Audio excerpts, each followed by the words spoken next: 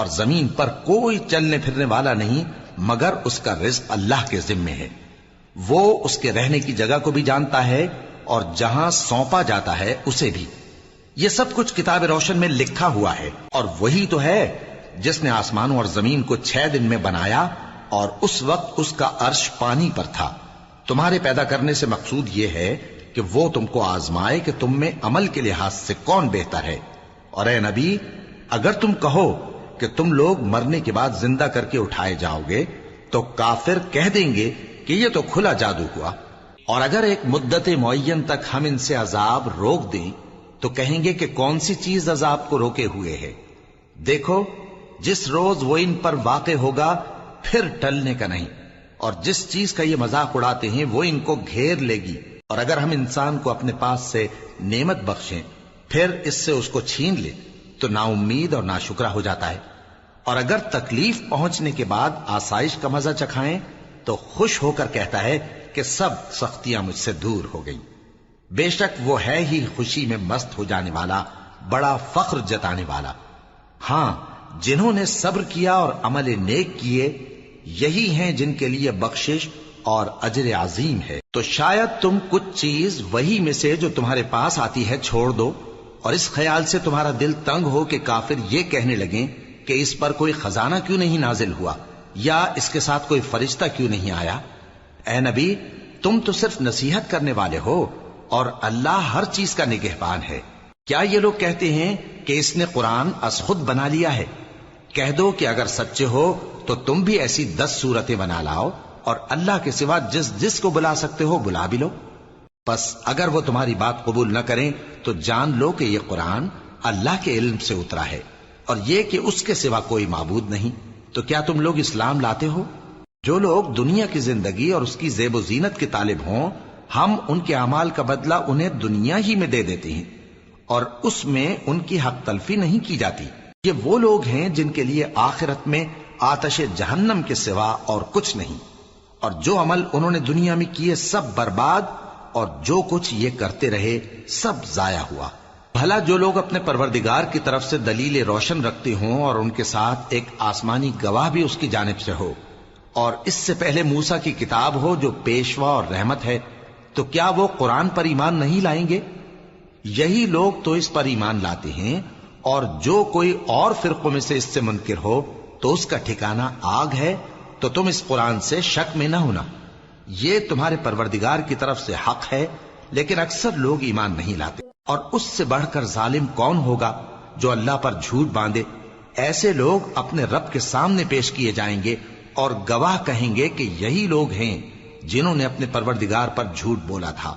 سن رکھو کہ ظالموں پر اللہ کی لعنت ہے، جو اللہ کے رستے سے روکتے اور اس میں کجی چاہتی ہیں، اور وہ آخرت کا بھی انکار کرتے ہیں۔ یہ لوگ زمین میں کہیں چھپ کر اللہ کو ہرا نہیں سکتے، اور نہ اللہ کے سوا کوئی ان کا حمایتی ہے۔ اے پیغمبر، ان کو دگنا عذاب دیا جائے گا، کیونکہ یہ شدت کفر سے تمہاری بات نہیں سن سکتے تھے اور نہ تم کو دیکھ سکتے تھے۔ یہی ہیں جنہوں نے اپنے آپ کو خسارے میں ڈالا، اور جو کچھ یہ افترا کیا کرتے تھے ان سے جاتا رہا۔ بلا شبہ یہ لوگ آخرت میں سب سے زیادہ نقصان پانے والے ہیں۔ جو لوگ ایمان لائے اور عمل نیک کیے اور اپنے پروردگار کے آگے عاجزی کی، یہی صاحب جنت ہیں، ہمیشہ اس میں رہیں گے۔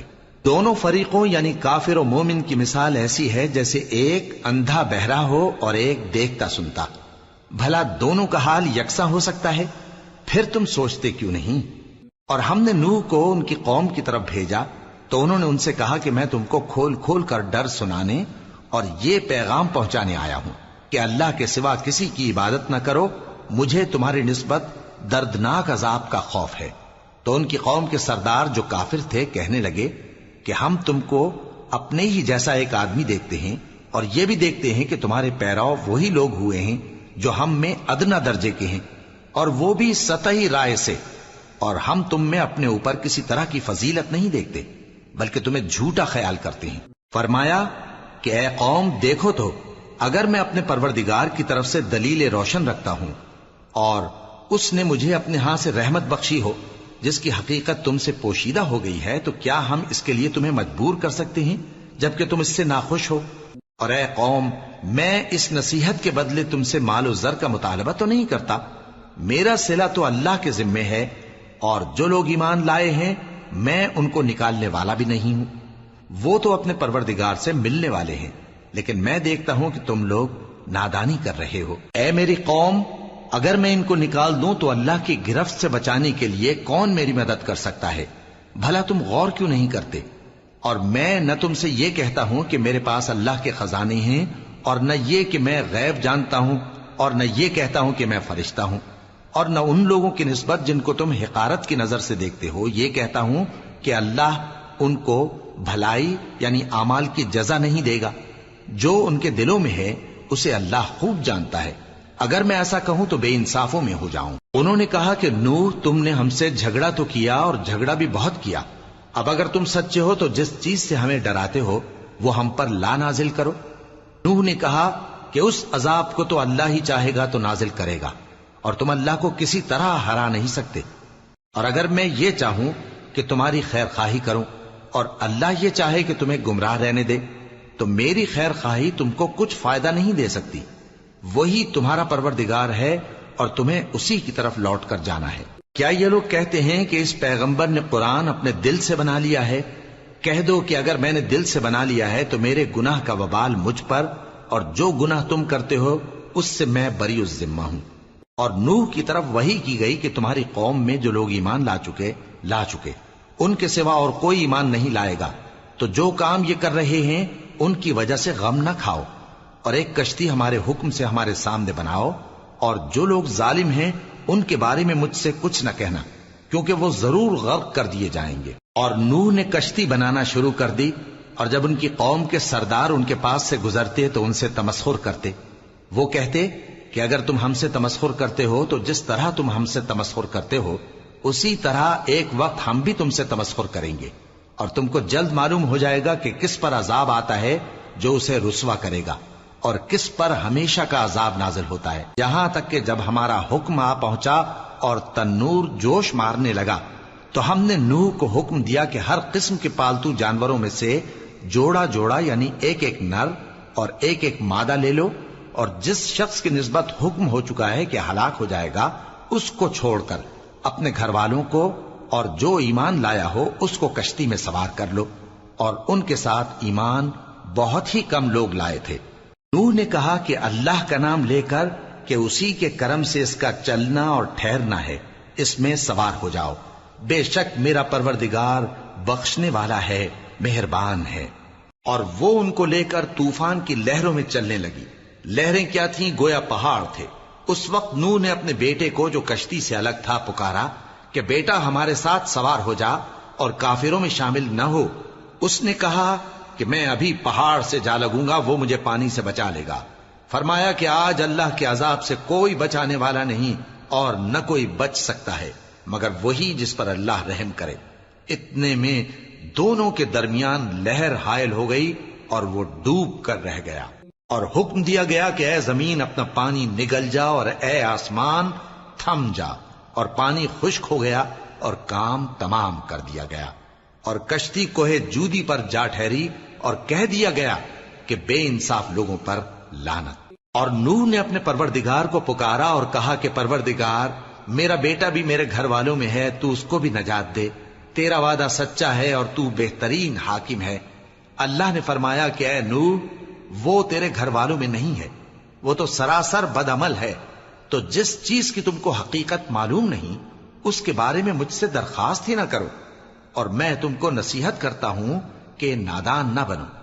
نوح نے کہا پروردگار، میں تجھ سے پناہ مانگتا ہوں کہ ایسی چیز کی تجھ سے درخواست کروں جس کی حقیقت مجھے معلوم نہیں، اور اگر تو مجھے نہیں بخشے گا اور مجھ پر رحم نہیں فرمائے گا تو میں تباہ ہو جاؤں گا۔ حکم ہوا کہ نوح ہماری طرف سے سلامتی اور برکتوں کے ساتھ جو تم پر اور تمہارے ساتھ کی جماعتوں پر نازل کی گئی ہیں اتر آؤ، اور کچھ اور جماعتیں ہوں گی جن کو ہم دنیا کے فوائد سے بہرہ مند کریں گے، پھر ان کو ہماری طرف سے عذاب علیم پہنچے گا۔ یہ حالات غیب کی خبروں میں سے ہیں جو ہم تمہاری طرف بھیجتے ہیں، اور اس سے پہلے نہ تم ہی ان کو جانتے تھے اور نہ تمہاری قوم ہی ان سے واقف تھی، تو صبر کرو کہ انجام پرہیزگاروں ہی کا بھلا ہے۔ اور ہم نے قوم عاد کی طرف ان کے بھائی ہود کو بھیجا.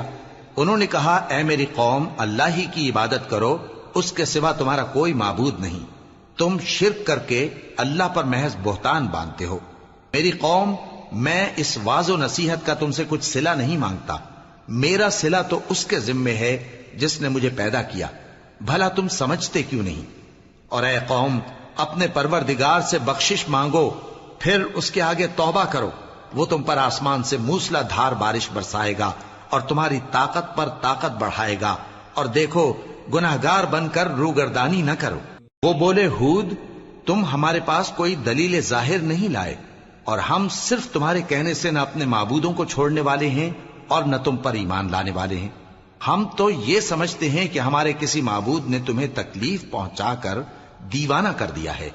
انہوں نے کہا کہ میں اللہ کو گواہ کرتا ہوں اور تم بھی گواہ رہو کہ جن کو تم اللہ کا شریک بناتے ہو میں ان سے بیزار ہوں. یعنی جن کی اللہ کے سوا عبادت کرتے ہو تو تم سب مل کر میرے بارے میں جو تدبیر کرنی چاہو کر لو اور مجھے مہلت نہ دو. میں اللہ پر جو میرا اور تمہارا سب کا پروردگار ہے بھروسہ رکھتا ہوں. زمین پر جو چلنے پھرنے والا ہے وہ اللہ کے قبضہ قدرت میں ہے. بے شک میرا پروردگار سیدھے رستے پر ہے. اب اگر تم روگردانی کرو گے تو جو پیغام میرے ذریعے تمہاری طرف بھیجا گیا ہے وہ میں نے تمہیں پہنچا دیا ہے، اور میرا پروردگار تمہاری جگہ اور لوگوں کو لا بسائے گا، اور تم اللہ کا کچھ بھی نہیں بگاڑ سکو گے. میرا پروردگار تو ہر چیز پر نگہبان ہے. اور جب ہمارا حکم عذاب آ پہنچا تو ہم نے ہود کو اور جو لوگ ان کے ساتھ ایمان لائے تھے ان کو اپنی مہربانی سے بچا لیا اور انہیں عذاب شدید سے نجات دی. یہ وہی قوم عاد ہے جس نے اللہ کی نشانیوں سے انکار کیا اور اس کے پیغمبروں کی نافرمانی کی اور ہر سرکش و متکبر کا کہا مانا. اور اس دنیا میں بھی لعنت ان کے پیچھے لگی رہی اور قیامت کے دن بھی لگی رہے گی. دیکھو قوم عاد نے اپنے پروردگار سے کفر کیا، اور سن رکھو قوم عاد پر پھٹکار ہے جو ہود کی قوم تھی. اور قوم سمود کی طرف ان کے بھائی صالح کو بھیجا تو انہوں نے کہا اے قوم اللہ ہی کی عبادت کرو، اس کے سوا تمہارا کوئی معبود نہیں. اسی نے تم کو زمین سے پیدا کیا اور اس میں آباد کیا، تو اس سے مغفرت مانگو اور اس کے آگے توبہ کرو. بے شک میرا پروردگار نزدیک بھی ہے اور دعا کا قبول کرنے والا بھی ہے. انہوں نے کہا کہ صالح اس سے پہلے ہم تم سے کئی طرح کی امیدیں رکھتے تھے، اب وہ منقطع ہو گئی. کیا تم ہم کو ان چیزوں سے منع کرتے ہو جن کو ہمارے بزرگ پوجتے آئے ہیں؟ اور جس بات کی طرف تم ہمیں بلاتے ہو اس کی طرف سے ہم بڑے بھاری شک میں ہیں. صالح نے کہا اے میری قوم بھلا دیکھو تو اگر میں اپنے پروردگار کی طرف سے کھلی دلیل پر ہوں اور اس نے مجھے اپنے ہاتھ سے نبوت کی نعمت بخشی ہو، تو اگر میں اللہ کی نافرمانی کروں تو اس کے سامنے میری کون مدد کرے گا؟ تم تو کفر کی باتوں سے میرا نقصان ہی کرتے ہو. اور یہ بھی کہا کہ اے قوم یہ اللہ کی اونٹنی تمہارے لیے ایک نشانی یعنی معجزہ ہے، تو اس کو چھوڑ دو کہ اللہ کی زمین میں جہاں چاہے چرتی پھرے، اور اس کو کسی طرح کی تکلیف نہ دینا ورنہ تمہیں جلد عذاب آ پکڑے گا. مگر انہوں نے اس کو کاٹ ڈالا. تو صالح نے کہا کہ اپنے گھروں میں 3 دن اور فائدے اٹھا لو، یہ وعدہ ہے کہ جھوٹا نہ ہوگا. پس جب ہمارا حکم آ گیا تو ہم نے صالح کو اور جو لوگ ان کے ساتھ ایمان لائے تھے ان کو اپنی مہربانی سے بچا لیا اور اس دن کی رسوائی سے محفوظ رکھا. بے شک تمہارا پروردگار طاقتور ہے، زبردست ہے. اور جن لوگوں نے ظلم کیا تھا ان کو چنگھاڑ کی صورت میں عذاب نے آ پکڑا تو وہ اپنے گھروں میں اوندھے پڑے رہ گئے، گویا کبھی ان میں بسے ہی نہ تھے. سن رکھو کہ قوم سمود نے اپنے پروردگار سے کفر کیا، اور سن رکھو قوم سمود پر پھٹکار ہے. اور ہمارے فرشتے ابراہیم کے پاس بشارت لے کر آئے تو سلام کہا، انہوں نے بھی جواب میں سلام کہا. ابھی کچھ وقفہ نہیں ہوا تھا کہ ابراہیم ایک بھنا ہوا بچڑا لے آئے. پھر جب دیکھا کہ ان کے ہاتھ کھانے کی طرف نہیں بڑھتے یعنی وہ کھانا نہیں کھاتے تو ان کو اجنبی سمجھ کر دل میں خوف کیا. فرشتوں نے کہا کہ خوف نہ کیجیے، ہم قوم لوط کی طرف ان کے ہلاک کرنے کو بھیجے گئے ہیں. اور ابراہیم کی بیوی جو پاس کھڑی تھی ہنس پڑی تو ہم نے اس کو اسحاق کی اور اسحاق کے بعد یعقوب کی خوشخبری دی. اس نے کہا اے میرے بچہ ہوگا، میں تو بڑھیا ہوں اور یہ میرے میاں بھی بوڑھے ہیں، یہ تو بڑی عجیب بات ہے. انہوں نے کہا کیا تم اللہ کی قدرت سے تعجب کرتی ہو؟ اے اہل بیت، تم پر اللہ کی رحمت اور اس کی برکتیں ہیں، وہ لائق تعریف ہے، بڑا ہے۔ پھر جب ابراہیم سے خوف جاتا رہا اور ان کو خوشخبری بھی مل گئی تو قوم لوط کے بارے میں لگے ہم سے بحث کرنے۔ بے شک ابراہیم بڑے تحمل والے، نرم دل اور رجوع کرنے والے تھے۔ اے ابراہیم، اس بات کو جانے دو، تمہارے پروردگار کا حکم آ پہنچا ہے اور ان لوگوں پر عذاب آنے والا ہے جو کبھی نہیں ٹلنے کا۔ اور جب ہمارے فرشتے لوط کے پاس آئے تو وہ ان کے آنے سے غمناک اور تنگ دل ہوئے اور کہنے لگے کہ آج کا دن بڑی مشکل کا دن ہے۔ اور لوط کی قوم کے لوگ ان کے پاس بے تحاشا دوڑتے ہوئے آئے اور یہ لوگ پہلے ہی سے انتہائی بےہودہ حرکتیں کیا کرتے تھے۔ لوط نے کہا کہ اے بھائیو، یہ جو میری قوم کی لڑکیاں ہیں یہ تمہارے لیے جائز اور پاک ہیں، تو اللہ سے ڈرو اور میرے مہمانوں کے بارے میں مجھے بے آبرو نہ کرو۔ کیا تم میں کوئی بھی شائستہ آدمی نہیں؟ وہ بولے تم کو معلوم ہے کہ تمہاری ان بیٹیوں کی ہمیں کچھ حاجت نہیں، اور جو ہماری غرض ہے اسے تم خوب جانتے ہو۔ لوط نے کہا اے کاش مجھ میں تمہارے مقابلے کی طاقت ہوتی یا میں کسی مضبوط قلعے میں پناہ لے لیتا۔ فرشتوں نے کہا اے لوط، ہم تمہارے پروردگار کے فرشتے ہیں، یہ لوگ ہرگز تم تک نہیں پہنچ سکیں گے، تو کچھ رات رہے سے اپنے گھر والوں کو لے کر چل دو، اور تم میں سے کوئی شخص پیچھے مڑ کر نہ دیکھے مگر تمہاری بیوی کے جو آفت ان پر پڑنے والی ہے وہی اس پر بھی پڑے گی۔ ان کے عذاب کے وعدے کا وقت صبح ہے، اور کیا صبح کچھ دور ہے؟ پھر جب ہمارا حکم آیا ہم نے اس بستی کو الٹ کر نیچے اوپر کر دیا اور ان پر پتھر کی تہ بتہ کنکریاں برسائیں جن پر تمہارے پروردگار کے ہاں سے نشان کیے ہوئے تھے، اور وہ بستی ان ظالموں سے کچھ دور نہیں۔ اور مدین کی طرف ان کے بھائی شعیب کو بھیجا تو انہوں نے کہا کہ اے قوم، اللہ ہی کی عبادت کرو کہ اس کے سوا تمہارا کوئی معبود نہیں، اور ناپ اور تول میں کمی نہ کیا کرو، میں تو تم کو آسودہ حال دیکھتا ہوں، اور اگر تم ایمان نہ لاؤ گے تو مجھے تمہارے بارے میں ایک ایسے دن کے عذاب کا خوف ہے جو تم کو گھیر کر رہے گا۔ اور اے میری قوم، ناپ اور تول انصاف کے ساتھ پوری پوری کیا کرو، اور لوگوں کو ان کی چیزیں کم نہ دیا کرو، اور زمین میں خرابی کرتے نہ پھرو۔ اگر تم کو میرے کہنے کا یقین ہو تو اللہ کا دیا ہوا نفع ہی تمہارے لیے بہتر ہے، اور میں تمہارا نگہبان نہیں ہوں۔ انہوں نے کہا اے شعیب، کیا تمہاری نماز تمہیں یہ سکھاتی ہے کہ جن کو ہمارے باپ دادا پوجتے آئے ہیں ہم ان کو ترک کر دیں، یا اپنے مال میں تصرف کرنا چاہیں تو نہ کریں؟ تم تو بڑے نرم دل اور بڑے سیدھے ہو۔ انہوں نے کہا کہ اے قوم، دیکھو تو اگر میں اپنے پروردگار کی طرف سے دلیل روشن پر ہوں اور اس نے اپنے ہاں سے مجھے نیک روزی دی ہو تو کیا میں اپنا فرض ادا نہ کروں؟ اور میں نہیں چاہتا کہ جس بات سے میں تمہیں منع کروں خود اس کو کرنے لگوں۔ میں تو جہاں تک مجھ سے ہو سکے تمہارے معاملات کی اصلاح چاہتا ہوں، اور اس بارے میں مجھے توفیق کا ملنا اللہ ہی کے فضل سے ہے۔ میں اسی پر بھروسہ رکھتا ہوں اور اسی کی طرف رجوع کرتا ہوں۔ اور اے قوم، میری مخالفت تم سے کوئی ایسا کام نہ کرا دے کہ جیسی مصیبت نوح کی قوم یا ہود کی قوم یا صالح کی قوم پر واقع ہوئی تھی ویسی ہی مصیبت تم پر واقع ہو۔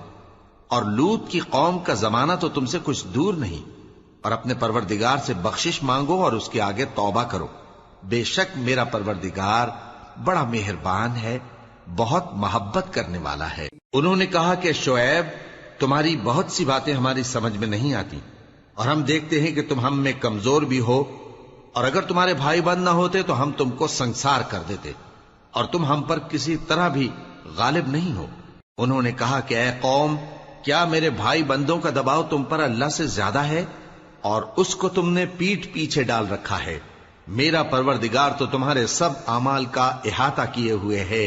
اور اے قوم، تم اپنی جگہ کام کیے جاؤ، میں اپنی جگہ کام کیے جاتا ہوں۔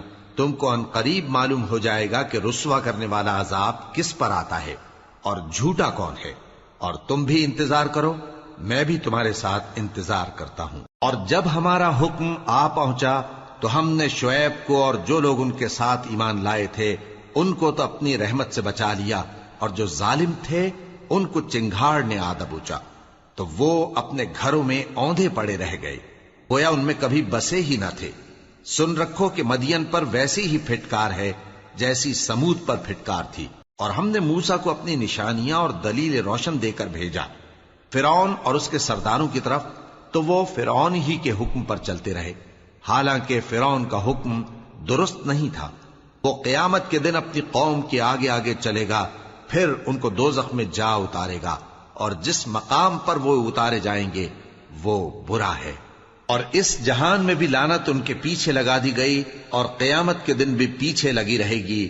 جو انعام ان کو ملا ہے برا ہے۔ یہ پرانی بستیوں کے تھوڑے سے حالات ہیں جو ہم تم سے بیان کرتے ہیں، ان میں سے بعض تو باقی ہیں اور بعض تہس نہس ہو گئیں۔ اور ہم نے ان لوگوں پر ظلم نہیں کیا بلکہ انہوں نے خود اپنے اوپر ظلم کیا۔ غرض جب تمہارے پروردگار کا حکم آ پہنچا تو جن معبودوں کو وہ اللہ کے سوا پکارا کرتے تھے وہ ان کے کچھ بھی کام نہ آئے، اور بربادی کے سوا انہیں اور کچھ نہ دے سکے۔ اور تمہارا پروردگار جب نافرمان بستیوں کو پکڑا کرتا ہے تو اس کی پکڑ اسی طرح کی ہوتی ہے، بے شک اس کی پکڑ دکھ دینے والی سخت ہے۔ ان قصوں میں اس شخص کے لیے جو عذاب آخرت سے ڈرے عبرت ہے۔ یہ وہ دن ہوگا جس میں سب اکٹھے کیے جائیں گے، اور یہی وہ دن ہوگا جس میں سب اللہ کے روبرو حاضر کیے جائیں گے، اور ہم اس کے لانے میں ایک وقت معین تک تاخیر کر رہے ہیں۔ جس روز وہ آ جائے گا تو کوئی شخص اللہ کے حکم کے بغیر بول بھی نہیں سکے گا۔ پھر ان میں سے کچھ بدبخت ہوں گے اور کچھ نیک بخت۔ تو جو بدبخت ہوں گے وہ دوزخ میں ڈال دیے جائیں گے، اس میں ان کو چلانا اور دھاڑنا ہوگا۔ جب تک آسمان و زمین ہیں وہ اسی میں رہیں گے مگر جتنا تمہارا پروردگار چاہے، بے شک تمہارا پروردگار جو چاہتا ہے کر دیتا ہے۔ اور جو نیک بخت ہوں گے وہ بہشت میں داخل کیے جائیں گے، اور جب تک آسمان اور زمین ہیں ہمیشہ اسی میں رہیں گے مگر جتنا تمہارا پروردگار چاہے۔ یہ اللہ کی بخشش ہے جو کبھی منقطع نہیں ہوگی۔ تو یہ لوگ جو غیر اللہ کی پرستش کرتے ہیں اس سے تم شک میں نہ پڑنا، یہ اسی طرح پرستش کرتے ہیں جس طرح پہلے سے ان کے باپ دادا پرستش کرتے آئے ہیں، اور ہم ان کو ان کا حصہ پورا پورا بغیر کچھ کم کیے دینے والے ہیں۔ اور ہم نے موسیٰ کو کتاب دی تو اس میں اختلاف کیا گیا، اور اگر تمہارے پروردگار کی طرف سے ایک بات پہلے نہ ہو چکی ہوتی تو ان میں فیصلہ کر دیا جاتا، اور وہ تو اس کی طرف سے بڑے بھاری شک میں پڑے ہوئے ہیں۔ اور تمہارا پروردگار ان سب کو قیامت کے دن ان کے اعمال کا پورا پورا بدلہ دے گا، بے شک جو عمل یہ کرتے ہیں وہ اس سے واقف ہے۔ سو اے پیغمبر، جیسا تم کو حکم ہوتا ہے اس پر تم اور جو لوگ تمہارے ساتھ تائب ہوئے ہیں قائم رہو، اور حد سے تجاوز نہ کرنا، وہ تمہارے سب اعمال کو دیکھ رہا ہے۔ اور مسلمانوں، جو لوگ ظالم ہیں ان کی طرف مائل نہ ہونا، نہیں تو تمہیں بھی دوزخ کی آگ آ لپٹے گی، اور اللہ کے سوا تمہارے کوئی دوست نہیں ہوں گے، پھر تمہیں کوئی مدد بھی نہ ملے گی۔ اور دن کے دونوں سروں یعنی صبح اور شام کے اوقات میں اور رات کی چند ساعتوں میں نماز پڑھا کرو، کچھ شک نہیں کہ نیکیاں گناہوں کو دور کر دیتی ہیں۔ یہ ان کے لیے نصیحت ہے جو نصیحت قبول کرنے والے ہیں۔ اور صبر کیے رہو کہ اللہ نیکوکاروں کا اجر ضائع نہیں کرتا۔ تو جو امتیں تم سے پہلے گزر چکی ہیں ان میں ایسے ہوش مند کیوں نہ ہوئے جو ملک میں خرابی کرنے سے روکتے؟ ہاں، ایسے تھوڑے سے تھے جن کو ہم نے ان میں سے نجات بخشی، اور جو ظالم تھے وہ انہی باتوں کے پیچھے لگے رہے جن میں عیش و آرام تھا، اور وہ گناہوں میں ڈوبے ہوئے تھے۔ اور تمہارا پروردگار ایسا نہیں ہے کہ بستیوں کو جبکہ وہاں کے باشندے نیکوکار ہوں از راہ ظلم تباہ کر دے۔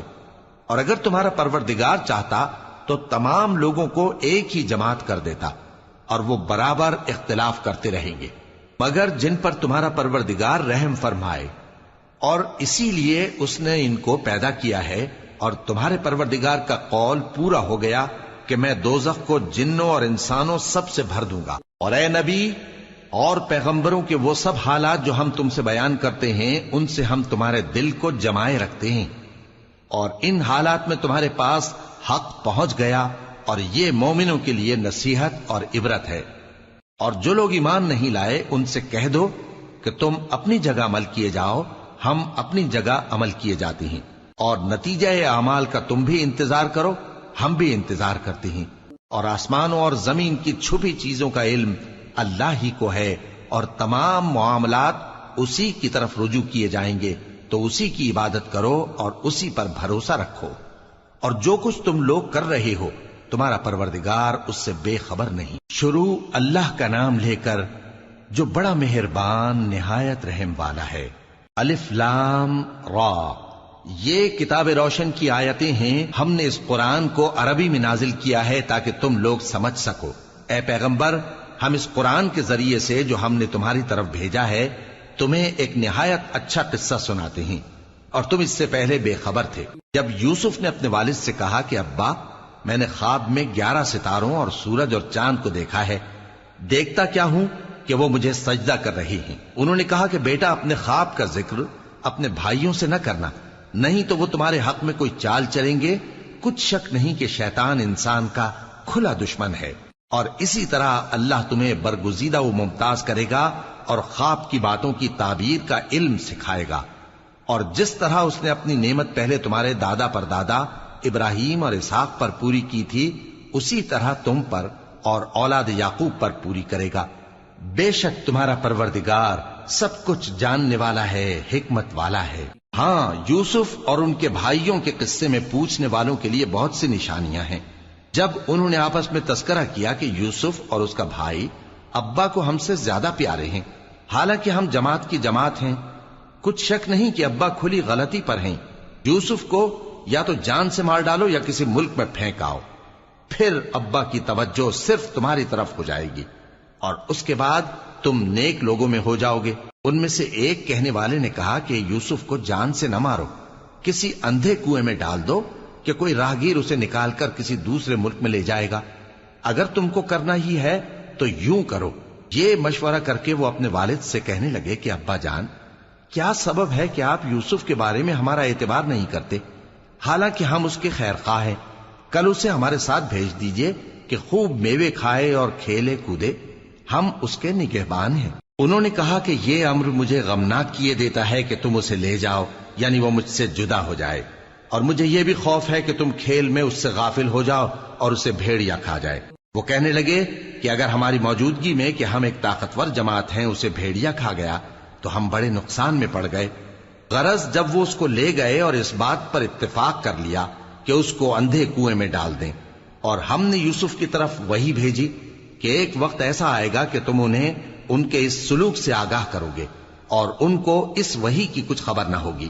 اور یہ حرکت کر کے وہ رات کے وقت باپ کے پاس روتے ہوئے آئے، کہنے لگے کہ ابا جان، ہم تو دوڑنے اور ایک دوسرے سے آگے نکلنے میں مصروف ہو گئے اور یوسف کو اپنے اسباب کے پاس چھوڑ گئے تو اسے بھیڑیا کھا گیا، اور آپ ہماری بات کو گو ہم سچ ہی کہتے ہیں باور نہیں کریں گے، اور ان کے کرتے پر جھوٹ موٹ کا لہو بھی لگا لائے۔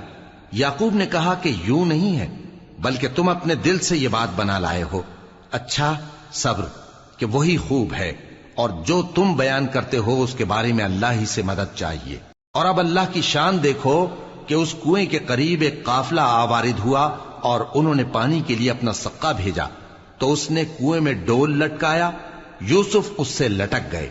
وہ بولا، زہے قسمت، یہ تو ایک لڑکا ہے، اور اس کو قیمتی سرمایہ سمجھ کر چھپا لیا۔ اور جو کچھ وہ کرتے تھے اللہ کو خوب معلوم تھا، اور انہوں نے اس کو تھوڑی سی قیمت یعنی مادود چند درہموں پر بیچ ڈالا، اور وہ اس سے بیزار ہو رہے تھے۔ اور مصر میں جس شخص نے اس کو خریدا، اس نے اپنی بیوی سے جس کا نام زلیخا تھا کہا کہ اس کو عزت و اکرام سے رکھو، عجب نہیں کہ یہ ہمیں فائدہ دے یا ہم اسے بیٹا بنا لیں۔ اس طرح ہم نے یوسف کو سرزمین مصر میں جگہ دی، اور غرض یہ تھی کہ ہم ان کو خواب کی باتوں کی تعبیر سکھائیں، اور اللہ اپنے کام پر غالب ہے لیکن اکثر لوگ نہیں جانتے۔ اور جب وہ اپنی جوانی کو پہنچے تو ہم نے ان کو دانائی اور علم عطا کیا، اور نیکوکاروں کو ہم اسی طرح بدلہ دیا کرتے ہیں۔ اور جس عورت کے گھر میں وہ رہتے تھے اس نے ان کو اپنی طرف مائل کرنا چاہا، اور دروازے بند کر کے کہنے لگی، یوسف جلدی آؤ۔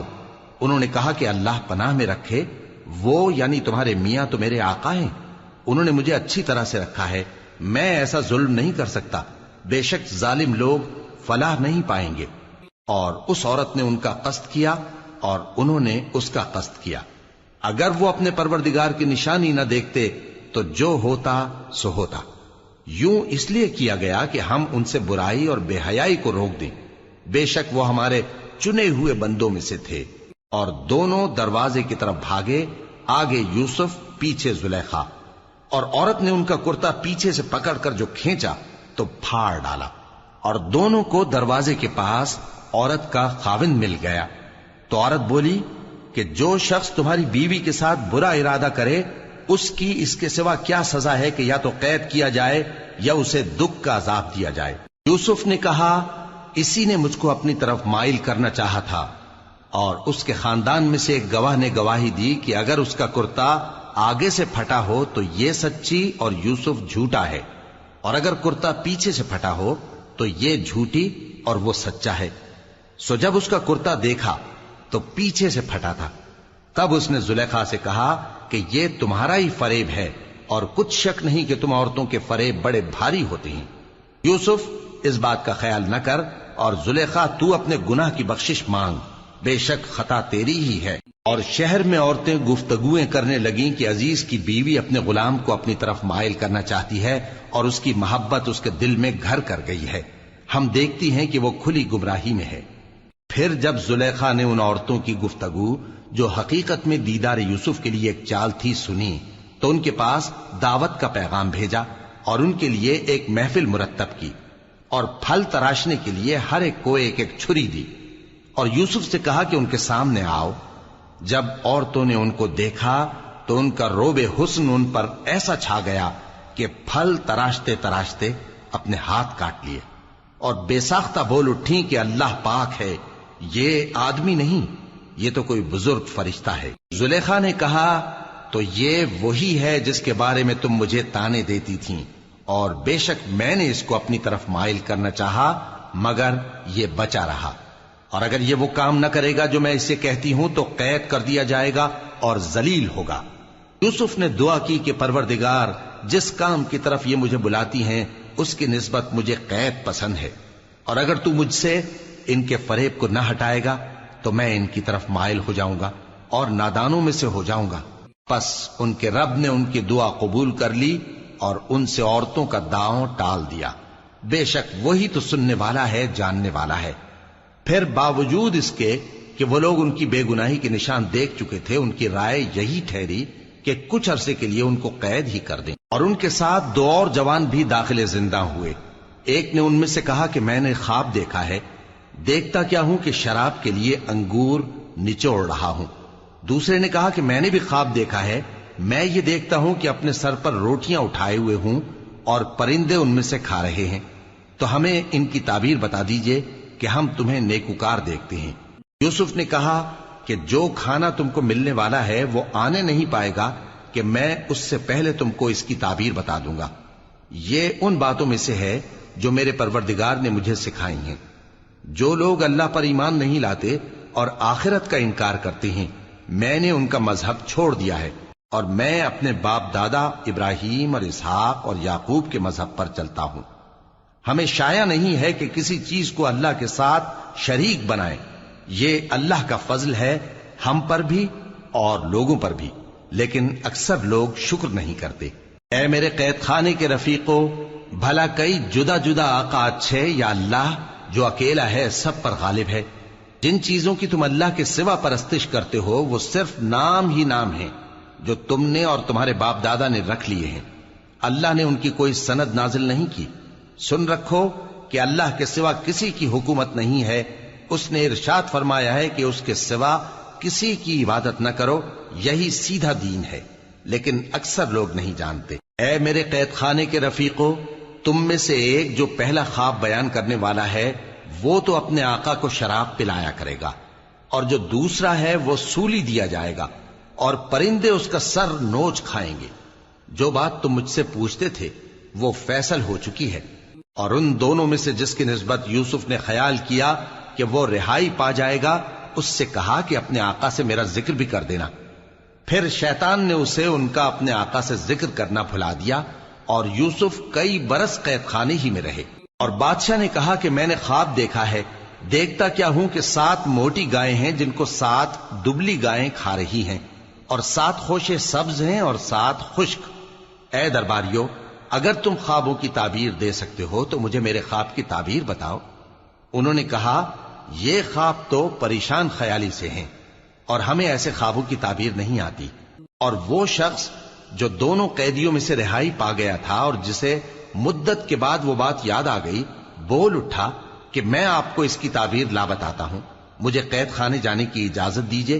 غرض وہ یوسف کے پاس آیا اور کہنے لگا، یوسف، اے بڑے سچے یوسف، ہمیں اس خواب کی تعبیر بتائیے کہ 7 موٹی گایوں کو 7 دبلی گائیں کھا رہی ہیں، اور 7 خوشے سبز ہیں اور 7 سوکھے، تاکہ میں لوگوں کے پاس واپس جا کر تعبیر بتاؤں۔